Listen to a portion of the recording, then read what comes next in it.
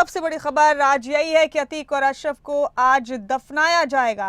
कसारी मसारी कब्रिस्तान में दफनाया जाएगा अतीक और उसके भाई अशरफ को। इनके तदफीन के लिए खुदाई का काम शुरू हो गया है। करीब 3:30 बजे इन दोनों का अंतिम संस्कार किया जाएगा। ये बड़ा अपडेट है, बड़ी खबर है जो आप तक पहुंचा रहे हैं हम। अतीक और अशरफ को आज दफना दिया जाएगा। 3:30 बजे उनकी आखिरी रसूमात अदा की जाएंगी। आज अंतिम संस्कार किया जाएगा अतीक और भाई अशरफ का। ये बड़ा अपडेट आप अपने टीवी स्क्रीन पर देख रहे हैं। खुदाई कार्य शुरू हो गया है कब्रिस्तान में और 3:30 बजे दोनों को दफना दिया जाएगा। कल रात को तकरीबन 10 बजे मेडिकल के लिए पुलिस लेकर गई थी अतीक और उसके भाई अशरफ को और इसी दौरान वहां 3 हमलावर मौजूद थे मीडिया कर्मियों के बीच में। उन्होंने उनका कत्ल कर दिया।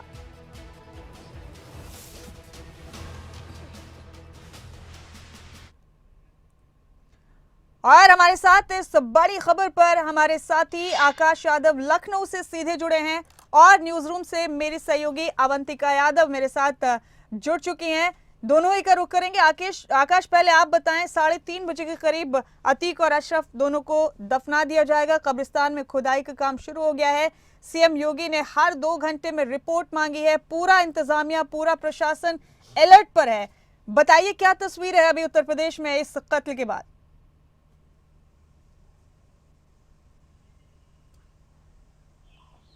देखिए मुमताज, साफ तौर से कल देर रात जब ये शूट आउट कांड होता है उसके बाद मुख्यमंत्री योगी आदित्यनाथ लगातार संज्ञान ले रहे हैं, लगातार लोगों से पूछताछ कर रहे हैं। उसके साथ ये भी देखा जाए तो अधिकारी लगातार उन्हें अपडेट देते जा रहे हैं।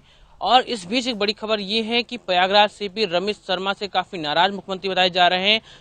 ठीक 3 बजे की प्रेस कॉन्फ्रेंस आर.के. विश्वकर्मा जो कार्यवाहक डीजीपी हैं प्रेस कॉन्फ्रेंस करेंगे। तो माना यह भी जा रहा है कि प्रयागराज के जो सीपी हैं उन पर कार्रवाई की जा सकती है, क्योंकि कल इस शूट कांड के हत्या के बाद 17 पुलिस कर्मियों को सस्पेंड कर दिया गया था। उसके बाद सीएम योगी संज्ञान लेते हुए जुडिशियल जांच कमेटी बनाई थी। उस जांच कमेटी 3 सदस्य हैं, वो जो जांच करेंगे।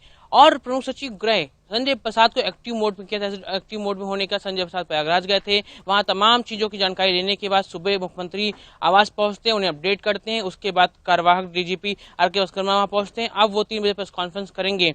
लेकिन इन सबके बीच में सबसे बड़ी बात है कि जो नामदर्ज एफआईआर दर्ज हुई है 3 और 2 के खिलाफ, सुबह 5:30 बजे वहां करेली इलाका है, वहां पे 4 घरों में छापा डाला गया, जब 5 लोगों को उठाया गया है। पूछताछ में देखा जा रहा है क्योंकि ये 3 जो गिरफ्तार हुए और इनके आका कौन है। बड़ी बात यह है क्योंकि जिस प्रकार देखा जाए तो उन्होंने हत्या के जय श्री राम के नारे लगाए। तीनों के परिवार वालों के तक पुलिस पहुंच चुकी है, तीनों से बातचीत हो रही है। तो उस परिवार वाले लोग कह रहे हैं काफी लंबे से बातचीत नहीं हुई या वो घर पे नहीं रहता था। और तीनों के जो बयान है उनके सब बयान थे कि हमने धर्म के लिए किया। लेकिन इतनी इस प्रकार से जिस प्रकार से बात की जा रही है, इस बीच में एक मुमताज बात बड़ी ये भी आई कि कल जब जैसे ही अतीक अहमद के ऊपर शूट आउट होता है, गोली चलाई जाती, उस समय एक नाम आया था, गुड्डू मुस्लिम।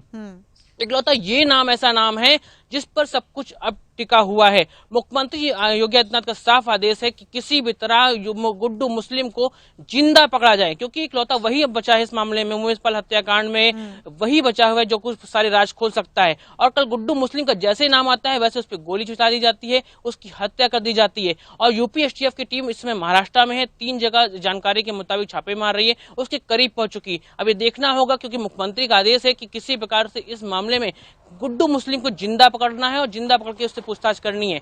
इन सब चीज के बीच में ये भी देखा जा रहा है कि जिस मुख्यमंत्री एक्शन में है वहां पूछताछ चल रही है। अतीक अहमद की बॉडी क्योंकि कल देर रात अस्पताल ले जा गई थी, रात भर कुछ नहीं हुआ। अभी थोड़ी देर पहले जानकारी मिलती है कि 5 डॉक्टर्स की पैनल होगा जो पोस्टमार्टम करेगी और वीडियो भी रिकॉर्ड किया जाएगा ताकि आगे के लिए कोर्ट के लिए देखा जाए। लेकिन अतीक को कहीं ना कहीं इस बात का भय था। सुप्रीम कोर्ट में अपील की थी, सुप्रीम कोर्ट ने कहा आप हाई कोर्ट में जाओ। लेकिन पुलिस कस्टडी में जिस प्रकार से हत्या कर दी जाती है, ये सवाल निशान उत्तर प्रदेश पुलिस प्रशासन में जरूर खड़ा होता है। इसको देखते हुए मुख्यमंत्री बहुत एक्शन मोड में है।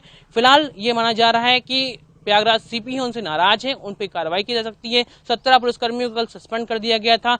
अब आज बात की जाए तो करीबन 3:30 बजे सुपुर्द के खाक किया जाएगा अतीक और अशरफ को। और इस बात जो कब्रिस्तान है, कसारी मसारी कब्रिस्तान है, ठीक उनके जो अतीक के पिता है उनकी पिता की कब्रिस्तान के उनके कब्र के ठीक नीचे पैरों के पास उनकी कब्र खोदी जा रही, और माता जी की जो है उनके पीछे अशरफ की कब्र खोदी जाती है। तो इनके माता पिता के चरणों आप बने रहे आकाश हमारे साथ। मेरी साथी अवंतिका न्यूज रूम से हमारे साथ मौजूद हैं। अवंतिका, अतीक और उसके भाई अशरफ का कल खात्मा हो गया, उनका कत्ल कर दिया गया। इस मामले के तीनों आरोपी पुलिस की गिरफ्त में हैं। लेकिन किसने सोचा था अवंतिका कि जिस पश्चिमी यूपी से अतीक अपने जुर्म की दुनिया की शुरुआत करेगा, अतीक और उसके भाई की जिंदगी का खात्मा वहीं होगा और इस तरह से पूरी जिंदगी जितने जुर्म में, जितने क्राइम्स में अतीक और उसके भाई मुलविस रहे, शामिल रहे, वो भी अपने आप में एक रिकॉर्ड है। अवंतिका, 100 से ज्यादा मामले अकेले अतीक के खिलाफ दर्ज थे और इस पूरे अरसे में जब से अतीक को सजा का ऐलान हुआ तब से लेकर अब तक ज्यादा ही सरगर्मियां तेज थी। अतीक की तरफ से भी न जाने क्या क्या किया जा रहा था और इस बीच कल बड़ी खबर ये आई कि अतीक और उसके भाई का कत्ल हो गया। आरोपी पकड़े गए हैं, लेकिन अवंतिका इसी के साथ अतीक अतीत बन गया। मुमताज, अतीक अब अतीत बन चुका है और जैसे आपने सवाल किया कि किसको पता था कि जिस उत्तर प्रदेश से अतीक अहमद ने अपराध की दुनिया में कदम रखा और यहाँ पर एक बड़ा गैंगस्टर वो बन गया था उत्तर प्रदेश में, उसी उत्तर प्रदेश में उसका खात्मा होगा। तो ये अंदेशा कहीं ना कहीं अतीक अहमद को खुद भी था। जब अतीक को पकड़ा भी गया था उमेश पाल हत्याकांड के बाद, तो उस समय भी अतीक की ओर से ये बात खुद कही गई थी कि उसे उत्तर प्रदेश ना ले जाया जाए, क्योंकि अगर वो उत्तर प्रदेश गया तो वहां पर उसे मार दिया जाएगा, उसकी हत्या कर दी जाएगी। तो ये अंदेशा कहीं ना कहीं अतीक को भी था।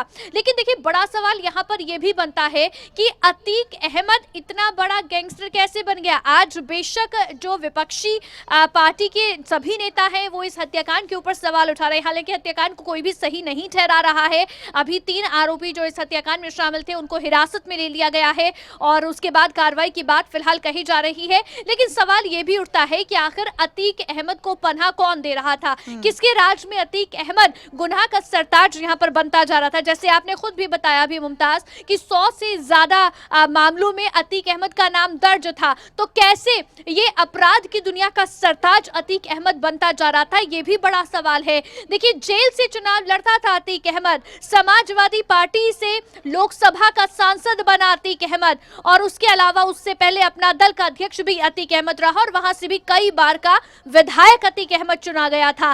तो यहाँ पर जो सभी पार्टियां उसको पनाह देती रही, क्योंकि जब राजू पाल की हत्या की थी अतीक अहमद ने, तब सरकार थी समाजवादी पार्टी की और एक FIR तक भी दर्ज नहीं हुई थी। उमेश पाल का अपहरण किया गया था, उसने इस मामले को लेकर अतीक अहमद के खिलाफ FIR दर्ज कराने की कोशिश की थी, लेकिन चूंकि सरकार उसी की पार्टी की थी, समाजवादी पार्टी की थी और उसी पार्टी से अतीक अहमद उस समय सांसद भी था, तो एक FIR तक भी दर्ज नहीं हुई थी। बसपा के विधायक का कत्ल उसने करवा दिया था। लेकिन उसके बाद अब क्योंकि सरकार बदल गई और अब कहीं ना